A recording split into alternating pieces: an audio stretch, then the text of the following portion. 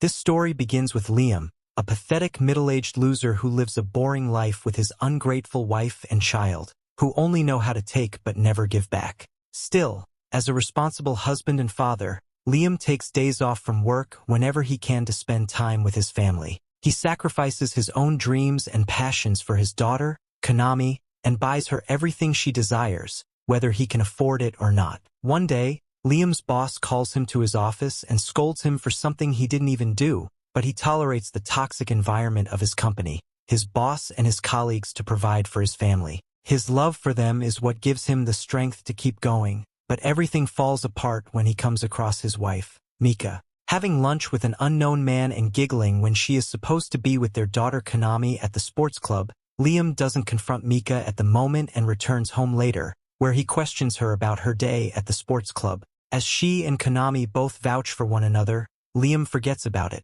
thinking that maybe he shouldn't suspect his wife, who has been so loyal to him. He continues working restlessly, but the tiniest of doubts still remains in his heart. And so, to get rid of this unsettling feeling, he visits the place where he found Mika with another man the next day and once again finds her there, this time with Konami as well. He eavesdrops on her conversation with a man over the phone when Konami mentions that they are here to meet with her papa. This confuses Liam because Konami only refers to him as her papa, so he keeps following them until Mika's lover enters the scene, and both the mother and daughter act like he is the man of their house. Unable to accept reality, Liam convinces himself that Mika isn't cheating on him and keeps working his ass off to feed his family. He gets a call from Mika, who informs him of the sudden bad news that Konami has been in an accident. So he rushes to the hospital and learns that his daughter is currently undergoing surgery. The doctor arrives, informing Liam and Mika that Konami is in grave need of a blood transfusion, and as it just so happens, her blood type is O positive. Only Mika's blood type matches Konami's, so she enters the operating theater while Liam becomes more and more doubtful outside. His blood type is AB positive, and scientifically it's impossible for a father with AB-positive blood to have a child with O-type blood. This shocking revelation makes it clear to Liam that Konami is not his child, and unable to accept it, he confronts Mika after Konami's recovery, imploring her to tell him the truth. However, instead of acting guilty, Mika gaslights him, saying that he never cares for the family and never spends any time with them at all. He tries to make his point, saying he only works to provide food and shelter for them. But Mika stays firm on her stance, saying his job isn't any good and isn't enough to provide Konami with a quality education. She reminds him how he promised before their marriage that he would always keep her happy, but he has failed to keep that promise for the past 10 years. According to her, all this time she has felt like a single mother since Liam was never there for them, and that is why she doesn't consider Liam to be a part of her family any longer. Honestly, all that gaslighting instead of answering who Konami's father is or whether she has been cheating on him. Anyway, Mika has had enough. If she stays here any longer, she might actually start to feel guilty. So she gets up, deciding to abandon this house forever with Konami and stay with her new papa instead. Liam begs Mika to be rational and requests Konami to take his side, but even the little devil betrays him, stating that she likes her other papa more than him. With his family falling apart, Liam's work life also takes a turn for the worse. His boss accuses him of embezzling the company's money to an unidentified bank account, making him realize that when he rushed off to the hospital a few days ago, he accidentally left his PC open and someone might have transferred the money from his PC. But having no proof of that, Liam faces the punishment and not only gets fired, but is forced to work as a manual laborer to repay the company's lost funds. Mika uses Liam's poor financial condition as an excuse to file for divorce, not only getting full custody of Konami, but also demanding child support from him, not knowing how he is ever going to pay his debt. Liam tries escaping reality by watching his favorite robot mecha anime with one of his old friends, but his broken heart doesn't allow him to do that either. He can only hope that things will get better if he works hard and that he will get to see his daughter again, even though she prefers the other dad. He believes all his hardships and sacrifices will be rewarded by God, but God has other plans as he blesses him with a disease that slowly starts killing him internally. With no insurance and no money to afford treatment, Liam finally gives up when a blinding light appears before his eyes, showing him that it was none other than his own boss who embezzled the company's money from his PC. Not only that, but the person Mika has been having an affair with is also his boss. The scene shows both Mika and Liam's boss celebrating Liam's misery, which rips him apart from the inside, making him plead to the gods to let this nightmare be just a bad dream. At that moment, a mysterious figure appears before Liam, stating that everything he was shown is the truth. Liam screams in agony, wanting revenge on those who have wronged him, which only makes the mysterious figure more entertained. The figure states that he has taken an interest in Liam because Liam is a good man, but Liam no longer cares about being good, as everyone has screwed him over for having that trait. Assuming that this figure is some kind of deity, Liam requests him to bestow upon him a second life where he can do whatever he wants. This time he wants to become the ultimate villain who will walk all over everyone else. The mysterious deity accepts and gives him the option to choose from 5 different worlds to be reincarnated into. Among fantasy, supernatural, period drama, Wild West, Jurassic era, and finally robots and space battleships, Liam chooses the space battleships one, as it reminds him of the days he spent with his old friends discussing these types of anime. The deity accepts and tells Liam that this is a sci-fi fantasy world where both science and magic coexist, and that he will be born into the house of a count who rules a planet. As Liam signs the contract, the deity sends his vengeful soul to become the ruler of robots and the ultimate space bully. As Liam opens his eyes, he finds himself inside the body of a young child lying on the terrace of what looks like a mansion that hasn't been touched in decades. Just as the mysterious deity said before, Liam is now on a planet named Hydra, ruled by his father, Count Banfield. The residential estates are completely surrounded by plants, including Liam's own home, which looks like a dystopian Christmas tree-themed house. As Liam heads inside, his mom surprises him, wishing him a happy 5th birthday. Using transportation magic, she takes him to another room to show him the royal cake prepared for his birthday and gives him his present. He opens the large gift box only to find a small device hanging inside, which his mom claims is an order sheet for an AI-made robot. Liam doesn't understand much and presses a random button on the gadget, causing a character customization screen to pop up. To summarize, he now has to choose the appearance of the maid. As he goes through the long selection process, his mom explains that after picking a model, he will have to send the order sheet to the manufacturer to receive his unique AI-made robot. She casually mentions that he must also select the maid's private parts.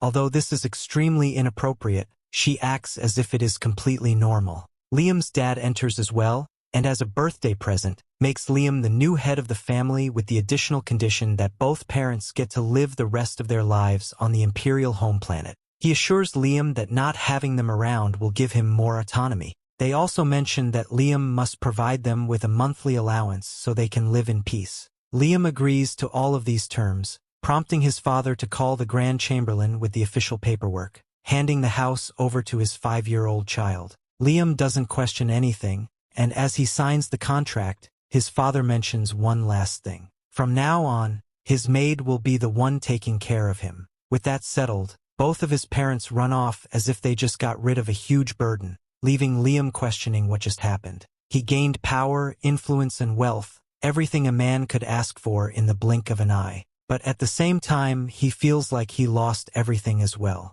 However, since Liam retains all of his past life's memories, he is an adult inside and doesn't need new parents to babysit him. His goal now is to become an evil lord and exploit everything around him. He is grateful to the deity for granting him a second life and thanks him wholeheartedly. But what he doesn't know is that the reason his original life was in ruins is all thanks to the same deity who manipulated both his wife Mika and his boss purely for entertainment. With Liam's show coming to an end, the deity decides it's time for Mika and Liam's boss to suffer as well. With a simple snap of his fingers, Liam's boss gets arrested by the police for embezzling company funds. With him gone, Miss Gold Digger loses her gold, marking the beginning of her downfall. This kicks off another entertaining show for the evil deity. The deity reveals that he feeds on resentment, anger, hatred, and despair, basically all negative emotions. That is why he sent Liam to that isekai world,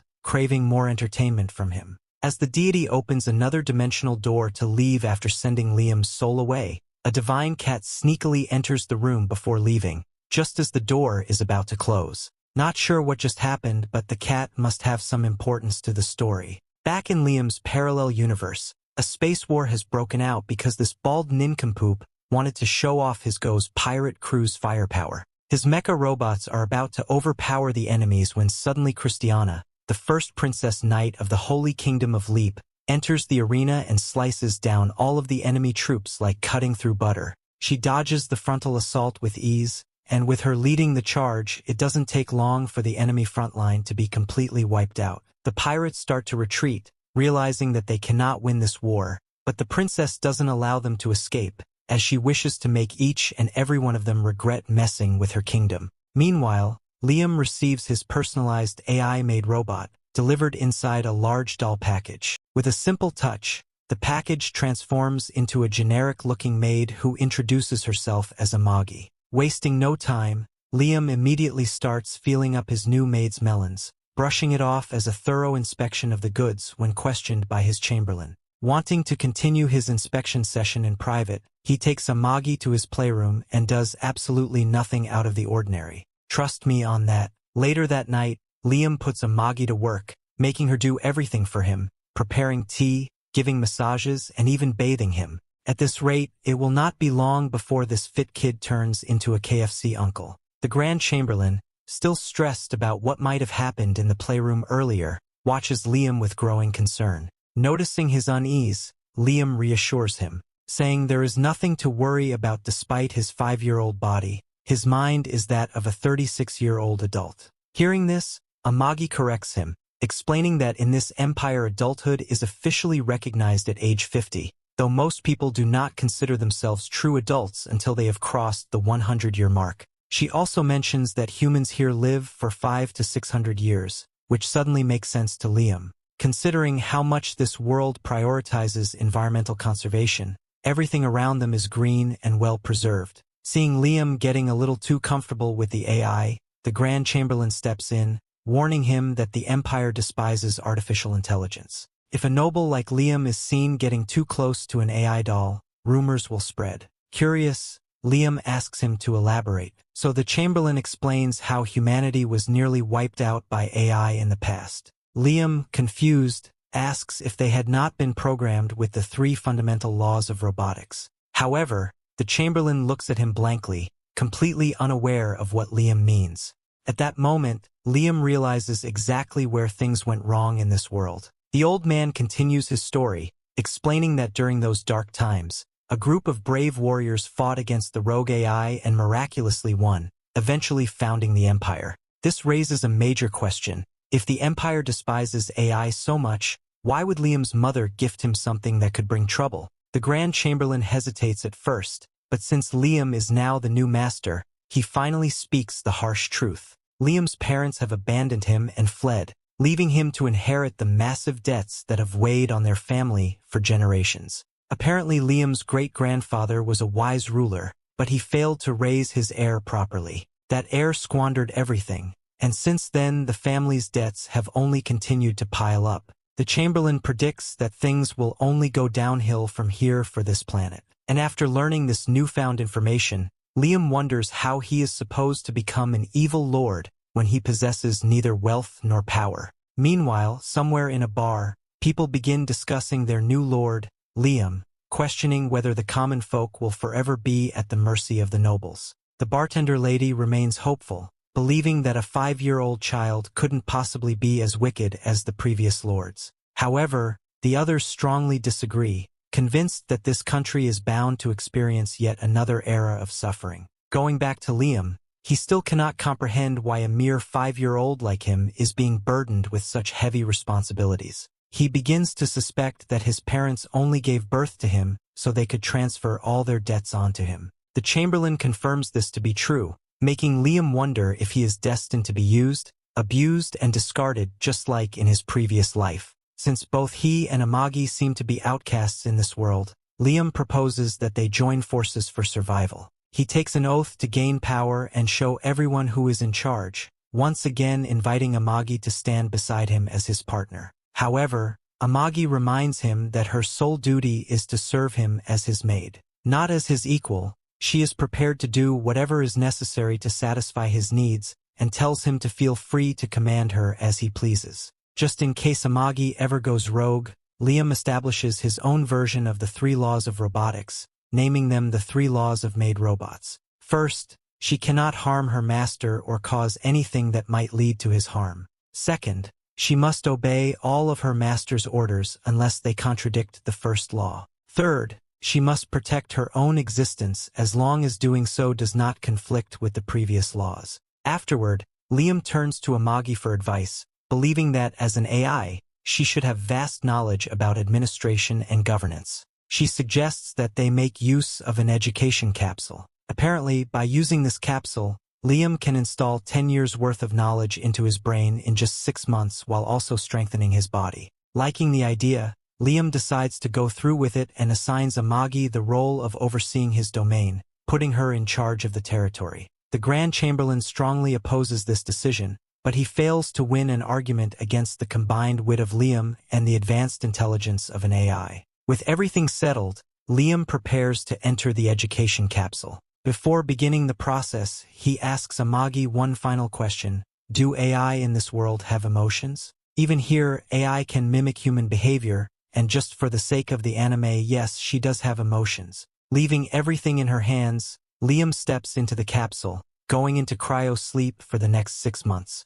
The story continues. We see the mysterious deity who claims to be the guide is a detached being who feeds on negative emotions. Having already been done with Liam, his wife and her lover, and now looking for his next target, he heads off to Earth again, where he lays his eyes on a young woman who is at a noodle shop about to have the best meal of her life. But as she snaps open the chopstick, it breaks unevenly, which in Japanese culture is considered a bad omen and is believed to bring misfortune or even death. The reason why the chopsticks broke unevenly is because of the guy deity, who is loving how many negative emotions are being generated from her because of such a little thing. Meanwhile, back in Liam's world, Liam's maid Amagi waits for his awakening in front of his education capsule. The capsule opens up and Liam wakes up, finding out that he's been asleep for 2 years and his physical body has grown and has been strengthened by the night-raising program of the capsule. Since it has been only seconds for Liam, he will need time to get used to his growing, and Amagi suggests that he get some rehabilitation. Afterward, Liam inquires how his territory Banfield has been doing, and Amagi shows him the territory's current economic situation. As an AI robot, she has done her part faithfully and has governed Banfield properly. So Liam praises her, but he wants to see the development with his very eyes. So he heads out with her and becomes greatly astonished learning that she has created a spaceport for Banfield's army. Not only that, she has also built a floating dock in the skies where mobile robots and spaceships can be stationed. Liam eagerly visits the floating dock and is completely amazed by the sight of the mobile knights that he can and will mount in the future. As he expresses his wishes to ride the robot, Amagi arranges it for him, teaching him the basic controls which are easy to learn. The maneuvering is dependent on magic, and basically whatever movement Liam will imagine, the robot will move exactly as he wishes. Liam accordingly and carefully descends the mobile knight from its station and walks around with ease. Moments later, he gets bored and asks Amagi if there's any way for him to practice combat using the robot. She arranges it quickly, equips him with a sword, and summons Captain Masita of the Banfield Army to be Liam's sparring opponent. Liam excitedly takes the offensive and hits Masita's shield with full power, sending him crashing into the ground. Liam realizes that Masita deliberately gave up and not wanting to be treated like a child by this army man. Liam makes it clear to him that he should take this fight seriously or he'll face consequences for being disrespectful. So taking the duel seriously, Masita gets up and defends properly, disarming Liam in an instant and pinning him against the ground, ending the match. With this defeat, Liam gets hit with the reality check that he will have to build his own battle skills to become a better pilot. So he tells his Chamberlain to hook him up with an instructor who will teach him how to become competent in combat. The Chamberlain doesn't think fighting is necessary for a lord, but Liam believes otherwise and no longer wishes to be oppressed by others for being weak. He wants to become the strongest out there in order to achieve his goal of becoming an evil lord and appoints Yasushi, a man with a katana, to be his sensei. Liam introduces himself to Yasushi, expressing his desire to become the best swordsman, which prompts Yasushi to get into a philosophical speech about how there isn't anyone who can be called the best. Amagi becomes skeptical of the cringe man, but Liam tells her not to worry about it and begins his training with Yasushi. The master swordsman first demonstrates a secret technique of what he calls the way of the flash. Gripping the hilt, he slightly unsheathes his sword before sliding it back into place, and in an instant, all of the logs around him split in half. Liam initially believes that the man drew his sword so fast that they couldn't even see it, so he asks Amagi to play the slow-mo video of it, which she recorded with her eyes, only to find out that the man didn't even draw his sword. Assuming that Amagi's high-tech camera couldn't capture Yasushi's technique, Liam becomes even more intrigued and decides to become Yasushi's disciple. However, what he doesn't know is that Yasushi is a scammer and the logs were already cut open by him beforehand. The guy deity watches the entire thing happen from his dimension. Perhaps he is the one who sent Yasushi here, and he eagerly waits to see what this will lead to in the future. On the other side, Christiana, the princess knight, gets a peace talks offering from the enemy pirate gang, so she heads to the enemy base with her battle fleet to speak with the enemy pirate gang's commander, Goz. However, Goz actually never intended to have any peace and only brought her here so he could attack her unguarded home planet, Mysteria. Moments later, thousands of pirate ships approach Christiana's planet, passing through her alliance's defense line, and Goz reveals that the alliance joined hands with him, betraying her because most of them think of her planet as a threat, as the entire combined fleet of the alliance point their weapons at Christiana's spaceship. Goz reveals that it just took him some money to convince the alliance to betray her, and makes her realize that her rule ends here. However, he promises to not harm her planet if he listens to what he tells her to do. 3 years have passed since Liam started training under the con man, and of course he hasn't learnt the flash technique because it doesn't exist. He has mastered basic martial arts, but he isn't satisfied at all and wants to learn special techniques that can help him become an overpowered evil lord. Back at Master Yasushi's crib, he boasts about how easy it has been to scam Liam, who continues to be clueless about the fact that he is nothing but a bum with no skill at all. He is happy about how much he has gotten and wishes this easy money would keep coming forever. At that moment, Liam returns to ask his master some questions. He pleads with his master to teach him a complicated technique called the technique of the way of the flash. Hearing this, Master Yasushi banishes him from the school as punishment for his continued insistence on wanting to learn an advanced technique when he hasn't fully mastered the basics. Immediately, Liam pleads with his master to forgive his ignorance and admits to being a fool, which he clearly is. He begs not to be kicked out, and Master Yasushi stylishly listens to his plea since he didn't want his money source to run dry. After being forgiven, Liam hurriedly leaves his master alone. Noticing that he is left, Master Yasushi breaks out of his elegant character and acknowledges that he has completely no idea about the technique Liam has asked him to teach. Just then, Liam returns again to offer him some extra money as an apology, and the hungry master accepts.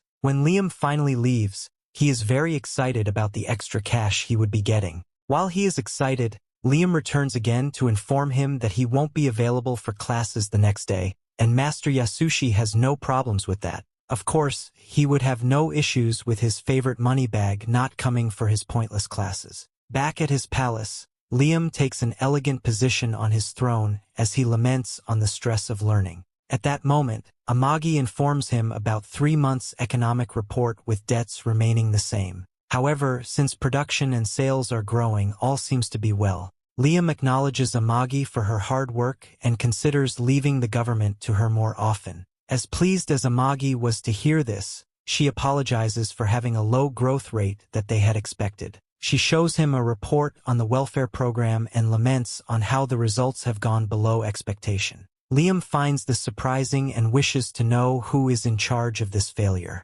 Shortly after, a weird-faced and ugly-looking shorty arrives. Immediately, Liam asks that he states his excuses for such failures. At first, the shorty is surprised about this, but is soon reminded about his concealing and manipulation of finances that shows a clear sign of embezzlement. Hearing this, the shorty defends himself by claiming that Liam is still too young to understand these things. He claims the expenses are necessary, but Liam reminds him that it's a lie. Furthermore, the shorty insists that he had injured those expenses to keep things running. Hearing him litter these lies, Liam asks why he chose to use a different vendor from the one that had been used before, but he claims that the new vendor is better. Stop the cap, man. Having gotten tired of these lies, Liam reminds him about his other corrupt practices of bribing vendors. While these accusations continue, Liam's mind runs wild. He considers learning a thing or two from this seemingly talented corrupt official. Unfortunately, the fatty is not as talented as Liam had thought. Amagi informs him about an embezzlement case that had happened earlier which involved a subordinate of the shorty. Although he claims that this was entirely the work of his subordinate, as the case stated, Liam and Amagi believe that he had only framed his subordinate to get away with it, especially considering the fact that the embezzled funds were never recovered. When Liam hears this, he is angry at the shorty for intentionally isekai his subordinate to get away with the embezzlement. Scared, the short fatty claims that it's all lies and pleads with Liam not to trust dolls like Amagi, since they were the enemies of mankind. In a fit of rage, Liam picks up his sword and slowly walks towards the fatties, demanding to know if he loves to isekai his subordinates. Watching Liam walk to him, the fatty continues to say meaningless things to defend his actions, even aiming that everyone else does this since it keeps business running. Even with all this muttering, Liam unsheathes his sword. When this happens, the fatty switches and informs Liam that he is only able to live a luxurious life due to the efforts of lords like him. However, before he could complete such defamatory words, Liam slices the life out of him. He rants at the lifeless lord, letting him know that no one has the right to touch his people or his money except him. Before this could get out of hand, Amagi calms him down. Before then, he orders her to investigate all the corrupt officials. However, she lets him know that doing that would cause more harm than good. On the other hand, she suggests that he prepares a large number of dolls instead, claiming that 30 dolls would serve him more efficiently in things like governance and other subsidiary units to make sure there is progress in the land. Hearing this, Liam immediately agrees to it. Although Amagi believes people could have negative things to say about this decision, Liam doesn't seem to care as long as there will be progress. That night, the news begins to spread about how Liam had killed a corrupt official. Also, they talk about how Liam intends to change compulsory education from 3 to 6 years, which has made more construction workers to be assigned to building schools. They believe that Liam is doing a good job, especially considering his young age of 10. Meanwhile, Liam finally tries to control the large transformers like machines, since he has now mastered martial arts. Unfortunately for him, his fake master arrives just in time to play down his dream of righting the machine by claiming that there is no meaning in using something that every other person can use. Instead, he asks Liam to consider controlling something more powerful which no one else can handle. Hearing this, Liam immediately agrees to it. He turns to the captain of the base for ideas and is told about the old non-automatic model of the machines. The captain informs him about the existence of a unit which his great-grandfather used to pilot, and Liam is so excited about taking after his great-grandfather's machine. Yasushi goes to a shrine looking for treasures, venting his frustration as he states how annoyed he is by the fact that Liam is actually progressing at a fast pace when the entire training process is supposed to be dubious. He knows he cannot fool Liam for too long, and the only option he has to keep milking this cash cow is by creating more meaningless tasks. He randomly presses his arm against the wall, which triggers a secret mechanism revealing a mobile knight that looks like it is from the ancient age, but for Yasushi this is exactly what he needs to keep the money coming in by keeping Liam busy. Meanwhile, the evil deity known as the Guide is doing his usual search for negative emotions and heads to Earth, where he finds a guy who is easily offended and gets upset, just because his Starbucks order is not quite perfect. The Guide loves the taste of the guy's negative emotions, but he wants something more, something gourmet. Back in Liam's world, Yasushi has already instructed Liam to repair the ancient mobile knight named Avid for his training, and accordingly, Liam has made preparations. Liam is out practicing his master's fake ultimate technique, the Flash, with his butler Brian standing beside him. Brian, although feeling happy because Avid is Liam's great-great-grandfather's unit, still objects because he believes using such an ancient unit is not going to do Liam any good. However, Liam is certain that his piloting skills will be at the very top if he can master the oldest unit out there. Brian, being nosy as ever, tells Liam to stop trying to learn this BS technique, calling it a total waste of time, but Liam is determined that he will improve if he keeps putting in his best efforts and continues training. Amagi, on the other hand, goes to the location of the mobile knight, Avid, and expresses how skeptical she is of Yasushi and his training methods. She does not even believe that Yasushi is a swordsman at all, but because Liam has ordered her to repair Avid, she has no choice but to do her best to bring this junk back to light. Soon after, Lieutenant Neos Carlin, a weapons factory engineer, arrives with her team at Liam's planet to repair Avid. Liam meets her at the airport to wish her good luck,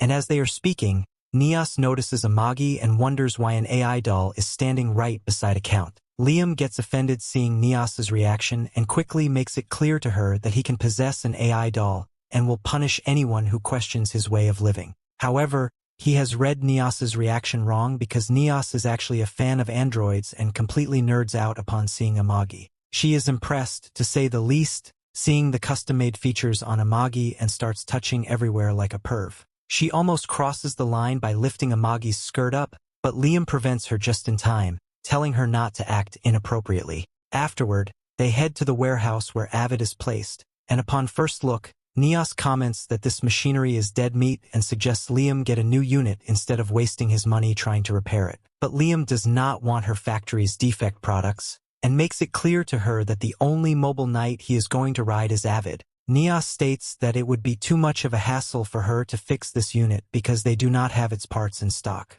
Furthermore, the size of this robot is much bigger than the regular ones, and that is why Neos thinks it will cost Liam a lot if he wants to revive this metal junk. Liam has got all the money he needs, and to fix the problem of the missing parts, he comes up with the idea to replace the old parts with the parts of the latest model to get the best output from Avid. But since Yasushi has strictly ordered Liam to learn how to pilot mobile knights manually, he instructs Neos to keep the controls manual and remove all the assist functions it has. Before leaving, he also asks Neos to add some special moves like a rocket punch that detaches the robot's fist on command, making it fly like a rocket toward its enemy. At that moment, Yasushi comes to the warehouse to see how much progress has been made on Avid's repair. As he lays his eyes on Neos, he is unable to move them away. Falling in love at first sight, this pervert finds Neos so perfect in every inappropriate way that his nose bleeds. He quickly wipes his nose, fixes his posture, and comes forward to introduce himself to Neos,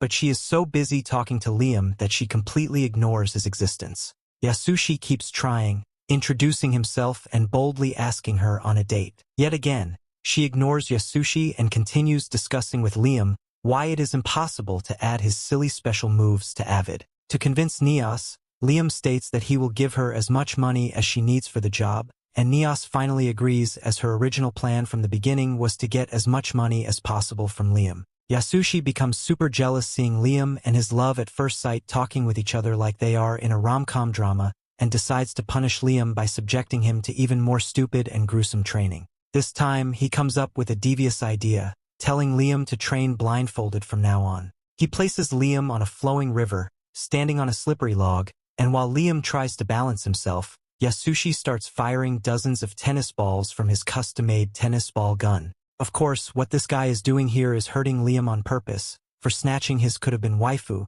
but he masks it by saying that this new training will make Liam a better swordsman. Liam finds this training regime super hard, commenting how heavy his sword is with the weights attached to it. But under his master's instructions, he keeps practicing, trying his best to look through his mind's eye to dodge the incoming tennis balls. On the other side, the pirate commander goes to his battleship's prison cells, where he reveals he has captured many women, including Princess Christiana. He does not explain to any of them what is going on, but tells Christiana specifically to come out as they have arrived at their destination, the Treasure Island. He gets up close to Christiana, revealing that he wants to add her to his treasures because he finds her so beautiful that it makes his entire body tremble. He drags Christiana to the experiment room of his lab assistant and opens the door to the room of his old pets, revealing a disfigured woman who has been defiled and turned into a monster by this twisted pirate. Goes literally throws her out of the ship and then reveals his intention to make Christiana his new pet. With all the time in the world to torture his new toy,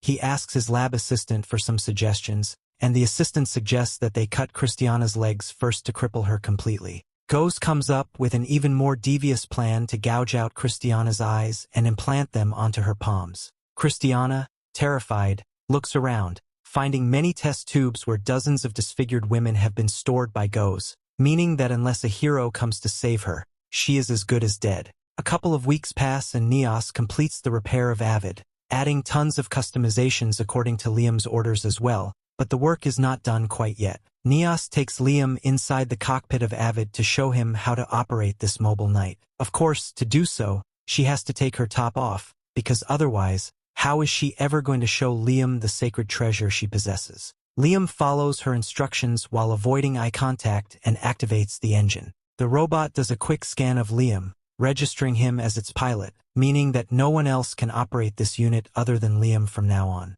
Liam, excited, tries to take his first step forward but falls over immediately, and Neos explains that Avid does not have any automated assist functions like the auto balancer, and that is why, unlike the new ones, Liam cannot move it with a simple go forward button. But there is an upside to this. According to Neos, if Liam somehow manages to master this old piece of junk, he will be able to move it just like he moves his real body. Feeling motivated, Liam gets up and slowly walks forward, this time balancing the mobile knight pretty well. He takes the unit outside of the warehouse when Neos mentions how important it is to maintain a strong mental image to control this robot. To help him focus, she gets closer to him and readjusts his controls when her chug jugs touch him on accident, causing Liam to have an entirely different mental image, resulting in Avid moving his hands as if it wants to feel something. The hand gesture makes Neos realize what Liam is thinking about, but Liam claims that it is not his fault. On the other hand, Yasushi suspects that this guy is abusing his powers and doing unspeakable things to the lieutenant inside the cockpit.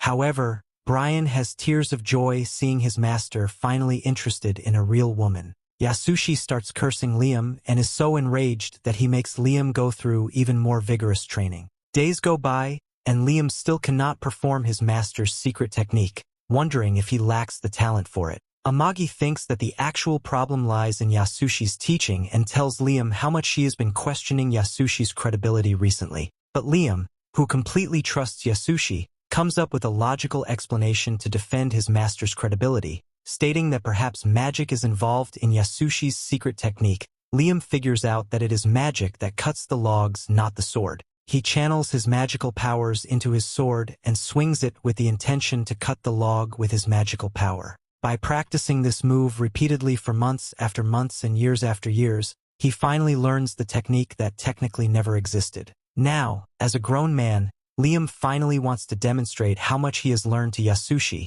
slicing a wooden log from yards away just by swinging his sword toward its direction. Yasushi cannot believe what he is seeing. His teachings were supposed to be a bunch of lies. So why is it that Liam is able to cut the log? On the inside, he is terrified of Liam's powers, but keeps his poker face, telling Liam that he still has a long way to go before mastering this technique. A couple of weeks later, Liam is in space aboard his battleship with Amagi, when he gets a report from one of his subordinates that Muke, one of the smaller abandoned planets Liam's territory that has only been used as a plant to produce energy, has been attacked by a pirate fleet. The military stationed at Muke are engaged in a fight with the mobile knights released by the pirates, but Liam's subordinate does not think the military will be able to last long due to their small numbers. Amagi suggests that they ambush the pirates from Muke's blind spot by using gravity and stuff, and Liam, going with her plan, orders all his ships to capture the pirates, while he himself goes to defend the plants on the front line.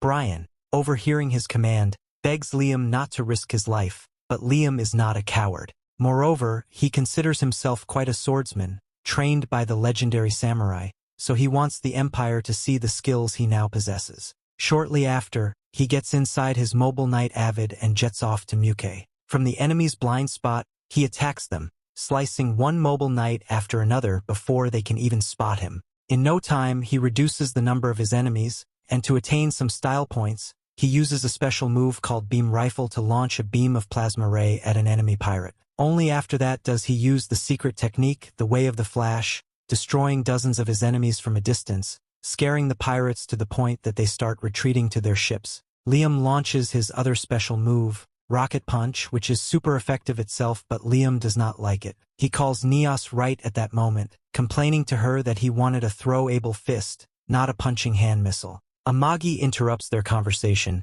reporting to Liam that they have only managed to capture less than 10% of the enemy ships, as 30% have been destroyed and the remaining have escaped. Liam considers this a win and praises Amagi for doing great on her part as a vice commander.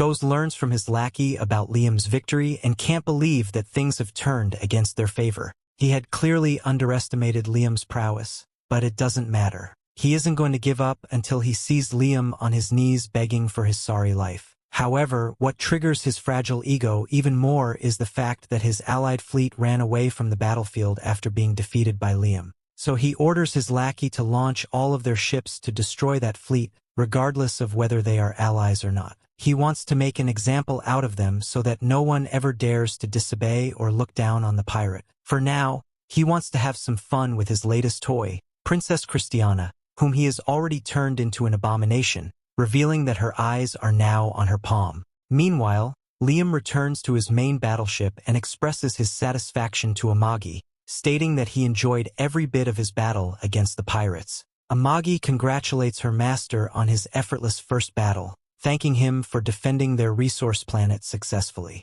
Liam is happy that he even got to capture some of the pirate ships, which he can now claim as his own, since that is the law of this empire. Liam can't wait to have all the treasures for himself that are inside those pirate ships, but becomes extremely disappointed when he learns that the cargo inside doesn't contain any conventional goods like gold. Both Amagi and Brian encourage Liam to be excited since the resources inside the cargo are far more precious than gold, revealing that it was carrying a large number of rare metals like orichalcum, adamantine, and mithril. Apparently these metals are used to make weapons, but Liam, the muttonhead, wants gold crowns and chests full of diamonds, the cliché stuff. However, according to Amagi, in this universe diamonds aren't valuable at all since they are just crystals made out of the most common element in the universe, carbon. Amagi continues, stating that gold also holds no value because of its low ionization tendency. I don't know what Liam learned after spending ages in the damn education capsule, but anyway, he finally understands, yet still expresses his love for gold, telling Brian to bring some to him so that he can satisfy his greed from his past life's needs. Brian promises Liam that they have enough gold in their inventory as it is used as a layering material when producing electronic devices. Hearing this, Liam orders Brian to turn the rest of the gold into gold coins, expressing his desire and dream to have his bedroom filled with gold coins. Bro's 30 by now and adding his previous life's age, he's now over 60 but still acts like a baby. That's just crazy. But whatever the Lord's wish is the servant's command, even though Amagi gives Liam the judgmental side eye for a second, indicating how disappointed she is at this spoiled brat. While Liam is wasting time, asking Brian to make fancy old-school useless swords using the rarest metals, Amagi interrupts him, telling him about a serious problem they encountered when they sent out their army. Using a holographic image, she shows Liam the current number of battleships in his territory, which stands at 10,000, but apparently fewer than 3,000 operate properly, and only 2,000 are available for emergency sorties. Liam is surprised to learn that his army defeated the pirates with only 2,000 battleships. Well, it was mostly Liam himself, using his mobile knight, who drove the enemies away, and there's also the factor that the pirates underestimated them, thinking they were poor, which contributed to their loss. Liam gives Amagi some credit as well, saying her battle strategy helped. In all seriousness, Liam wonders if he should just get rid of the useless old ships, to which Amagi gives her support, but Brian instantly objects, stating they cannot just throw away 7,000 of their ships because if they do, the enemies will underestimate them. Amagi and Brian get into a heated argument regarding this issue, but ultimately Liam unsurprisingly takes Amagi's side, deciding to follow her suggestion to buy second-hand battleships using the money earned from selling the rare materials he just seized from the pirates. The only reason he doesn't trust Brian's judgment is because by following Brian's advice, the last head of this territory, Liam's father, created a mountain of debt that has now fallen squarely on Liam's shoulders.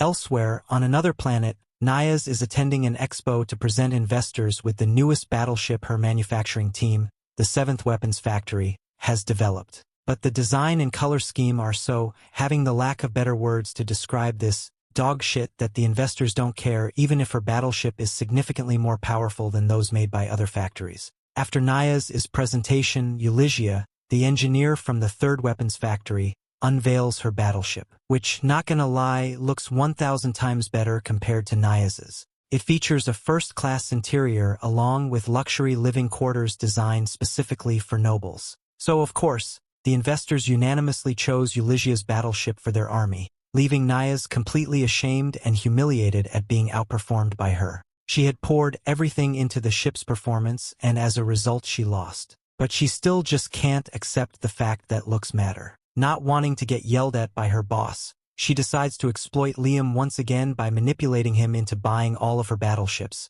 referring to him as a total dumb sucker. The guide appears once again, and just like any other day, he is in search of some negative emotions to feed on. He finds a guy wasting his life, cursing while playing Volo all day. After collecting some tasty malevolence from him, the guide heads to Liam's universe Eat the Big Fish, assuming Liam's negative emotions must have accumulated a lot over these past couple of years. But when the guide arrives on Liam's planet, he is absolutely stunned to see the growth of Liam's territory, leaving him wondering how this muttonhead managed to turn a town that looked like an undiscovered ancient ruin just a few years ago into a modern city. Even so, the guide doesn't lose hope just yet. Recalling the useless con artist he once sent into Liam's path years ago, disguised as the sword's master, he holds on to the hope that Guy has contributed something to turn Liam into a total loser. The guide is angry, to say the least. He cannot imagine that things aren't going the way he wishes. Meanwhile, the citizens start saying good things about their lord.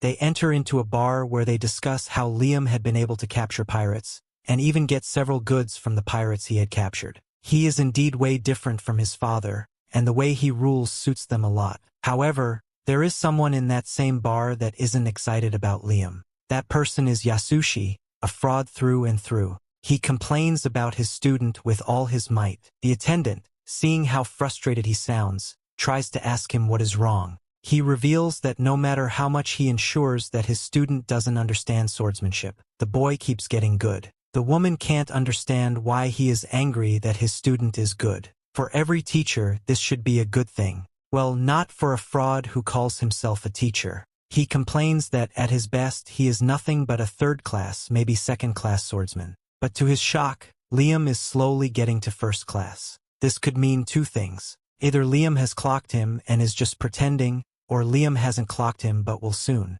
No matter the possibility, it still means doom for him. The guide comes inside to see feedback. Nothing works according to his plans either. He had sent Liam a bad teacher, but Liam's life is an irony of what he wants. As they both lament, Liam is at home practicing his sword. He cuts several trees at once and he is excited. He knows he has gotten better, but the fool still thinks Yasushi is way better than him. He speaks to Amagi to know if he has the same speed as Yasushi, but Amagi sees no difference. Knowing good things do not just happen to him. He doesn't want to waste his life. He thinks about his life again. He was reincarnated as a son to parents who left him with loads of debts. But now he is a good swordsman. He has started paying off some of his debts and things are going well for him. To him, all this is because of the guide. He appreciates the guide, but his gratitude only brings the guide a load of heartache. As a creature who only lives on misfortune, gratitude is a poison to him.